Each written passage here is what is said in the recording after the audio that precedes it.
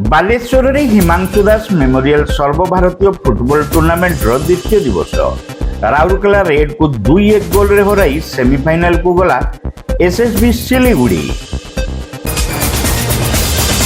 Baleshwar station चक्र खुली 1 और 2 gram gold forming jewellery showroom आज ही आसतु और बाछि नियंतु आपनको मन पसंदर गहना।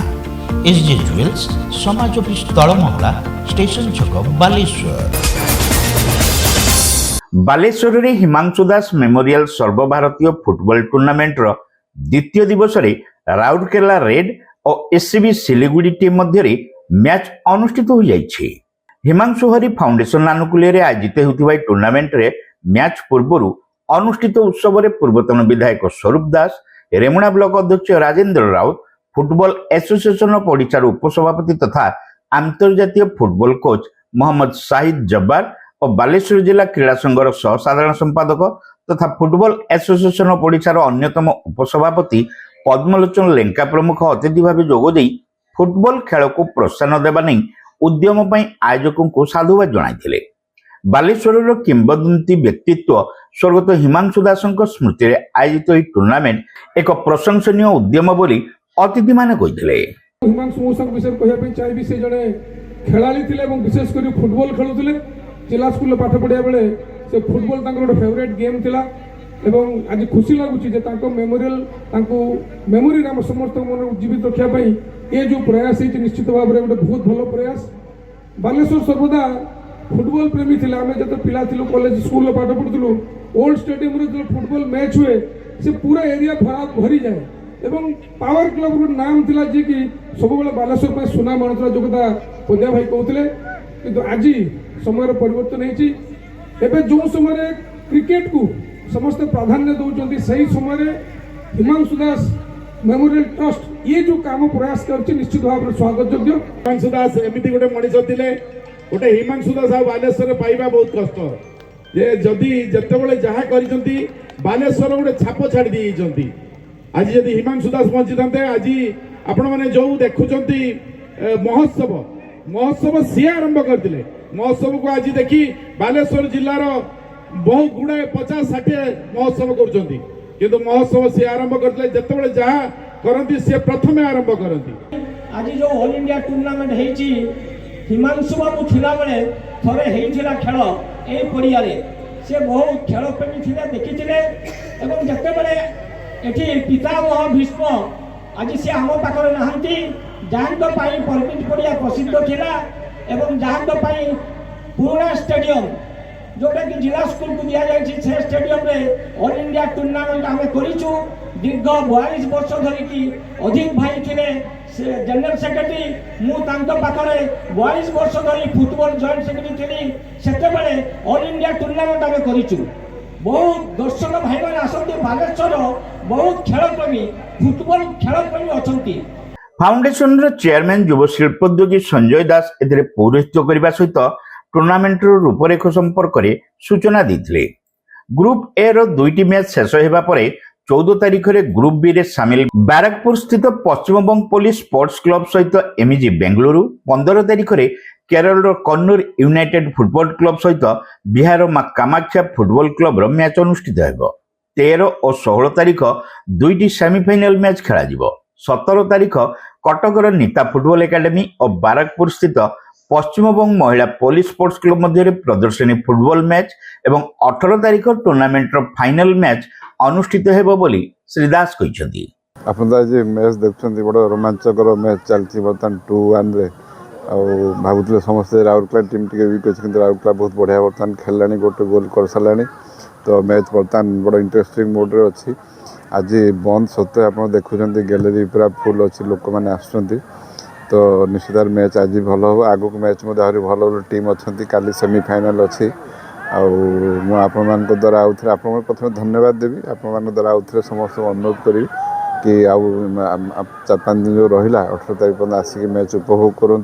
फुटबॉल जो गेम टी बालेश्वर धीमे जाइए पुणी आउ थे एक्टिवेट हो यंग पीढ़ी भर फुटबॉल प्रति आहरी आदर बढ़ू गेम को आम समस्त भाई प्रमोट कर 17 तारीख दिन अच्छी 16 तारीख गोटे सेमीफाइनाल सर तो 17 तारीख गोटे दिन फाँका रही 18 तारीख फाइनाल हम तो 17 तारीख दिन आप जो भुवनेश्वर नीता फुटबॉल एकाडेमी अच्छी वुमेन एकाडेमी से टीम रे वेस्ट बेंगल पुलिस गोटे टीम आसवे फिमेल टीम तो ये दुईटा भितर वुमेन मैच टी 17 तारीख फैंसी मैच हम आम जमी देखे प्रतिदिन आम जो मैंने पुराना भेटरान फुटबॉल प्लेयर अच्छे सम्मानित करुचु आईटा गोटे भल प्रयास कि निश्चित यंग मास भितर फुटबॉल प्रति एफिनिटी बढ़ पे फुटबॉल खेलेंगे आम जो हरिप्लास गोटे टीम होती काली से जीते आम सब प्रयास रही कि से टीम आम यंग पिला बालेश्वर यंग पिला इंडोर करवा ट्रेनिंग दवा बाहर को मैच खेलने पठेगा तो आमर चेष्टा यहाँ जारी रही फाउंडेशन भाइस चेयरमैन तथा हरिप्लास्टर मैनेजिंग डायरेक्टर संग्राम दास कार्यक्रम में उपस्थित रही टूर्नामेंट आभिमुख्य संपर्क में आलोकपात सह शेष समस्त को धन्यवाद अर्पण करते।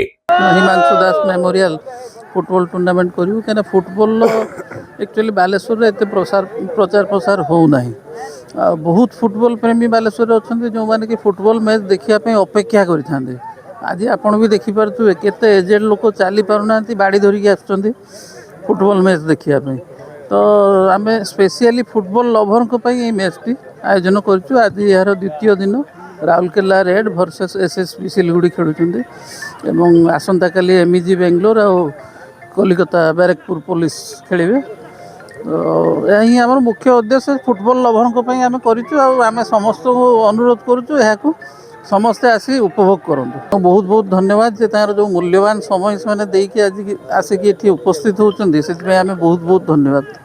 एही अवसर में बालेश्वर भेटरान फुटबॉल खेलाड़ी नरेंद्रनाथ पाल और मानस कुमार मंडल को संबर्धित करा अतिरिक्त जिलापाल सुधाकर नायक और जिला क्रीड़ा अधिकारी पूर्णचंद्र जेना बरेण्य अतिथि भाव जोगदे दुई प्रतिभा को संबर्धना प्रदान सह सुंदर आयोजन पर हिमांशु हरि फाउंडेशन कर्मकर्ता उद्यम को प्रशंसा करथिले।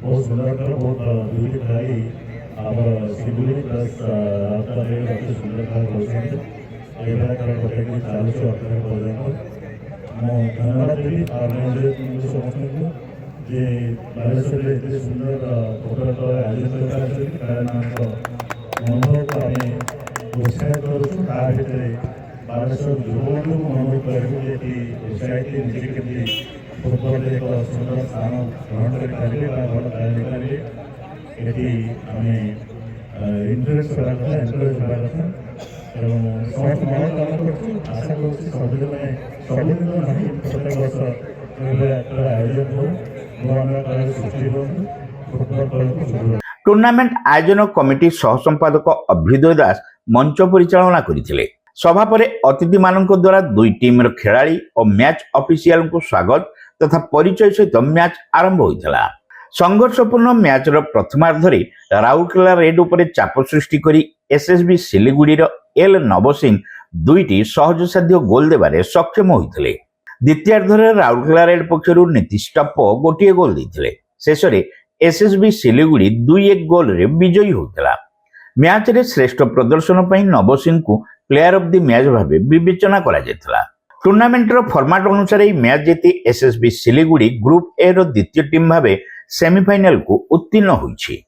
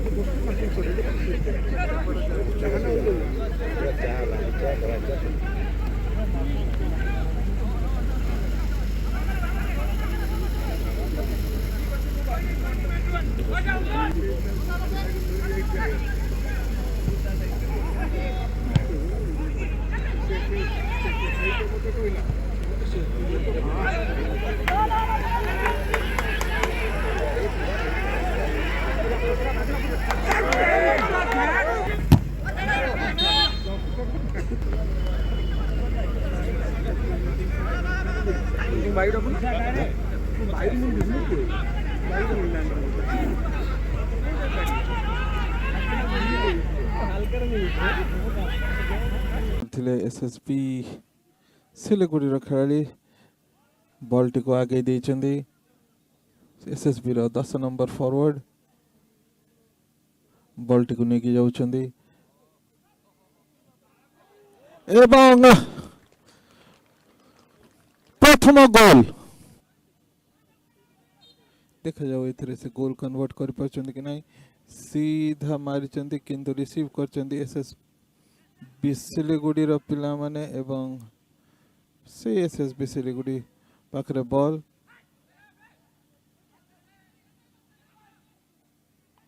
ଭଲ ଡିଫେଣ୍ଡ କରିଥିଲେ ପୁଣି ଏବଂ ଦ୍ୱିତୀୟ ଗୋଲ୍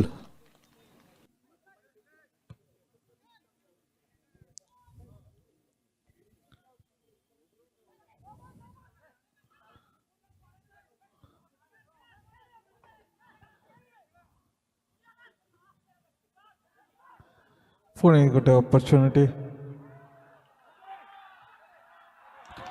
एवं राउरकेला रेड शिवशंकर पंडा रेफरी, सुजित कुमार पात्र और उत्कलमणि बेहेरा असिस्टेंट रेफरी एवं फावर अमित सिंह चतुर्थ रेफरी भाव मैच परिचालना करते। बालेश्वर जिला क्रीड़ा संघर कार्यकारी सभापति अभय दास और उपसभापति अमर कुमार महांती समेत टूर्नामेंट आयोजन कमिटी संपादक सुजय आचार्य, सह संपादक राजेश महापात्र, डॉक्टर श्रीमान श्रीचंदन, असित दास, Amarendra Patra, Ayan Sen, Biswajit Pramanik, Sampat Das, Samarth Das, Arpi Simon, Ashwini Samal, Sushant Panda, Dilip Das Mahapatra, Shashibhushan Mishra, Sujit Mahapatra, Nimai Rautray, Pradeep Das. Saint college of nursing and paramedicals रे एडमिशन चली बीएससी नर्सिंग जीएनएम कोर्स पई जोगाजोग करंतु। Saint John college of nursing and paramedicals, mission compound, Baleshwar.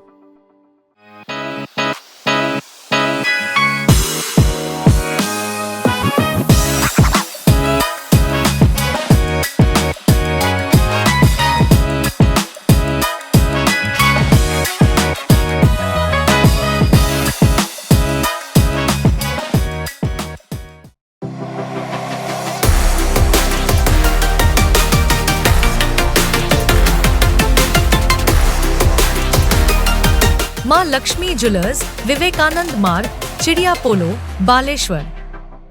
Welcome to Pratiksha Fertility and IVF Clinic, Baleshwar.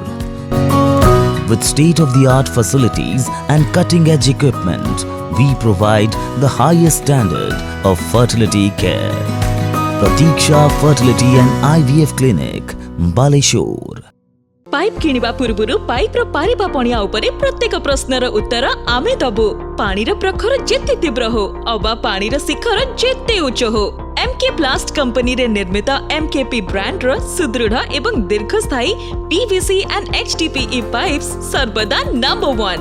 सर्वनिम्न मूल्य रे सर्वोत्तम पाइप किनिबा पई जोगाजोग करंतु। MK plast private limited, Ramdaspur industrial estate, Gorisahi, Cuttack district.